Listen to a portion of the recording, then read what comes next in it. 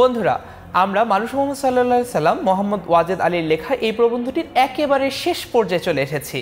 আমরা আজকে দেখব হযরত মুহাম্মদ সাল্লাল্লাহু আলাইহি সাল্লামের আর্থিক অবস্থাটি কী রকম ছিল সেটি সম্পর্কে। লেখক লিখেছেন, দেশের রাজা মানুষের মনের রাজা হইয়াও স্বেচ্ছায় দারিদ্র্যের কণ্টক মুকুট মাথায় পড়িলেন। কে? মহানবী।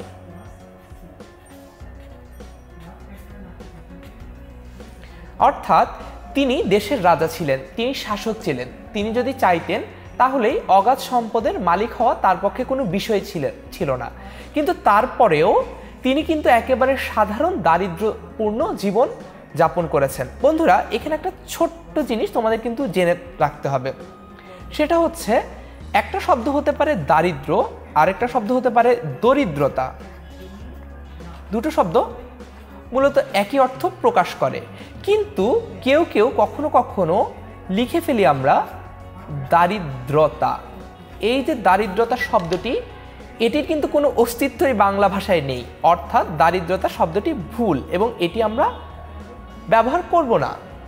তারপরে, এমনই নিঃস্ব কাঙালের বেশে মহানবী মৃত্যু রহস্যের দেশে চলিয়া গেলেন।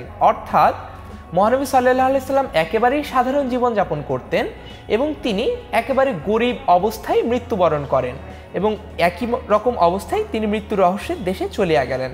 তার মানে হযরত মুহাম্মদ সাল্লাল্লাহু আলাইহি সাল্লাম মানুষের মনের রাজা এবং দেশের রাজা হওয়া সত্ত্বেও তার কিন্তু অগাধ সম্পত্তি ছিল না। কখনো কখনো এমনও দিন গেছে তিনি দুবেলা খেতে পাননি। কখনো এমনও দিন গেছে যে তিনি রাতের বেলা যে প্রদীপ জ্বালাবেন অন্ধকার দূর করতে, তার তেল কেনার পয়সাও তার কাছে ছিল না। অর্থাৎ এরকম একটি দারিদ্র্যপূর্ণ অবস্থা তিনি জীবনযাপন করেছেন।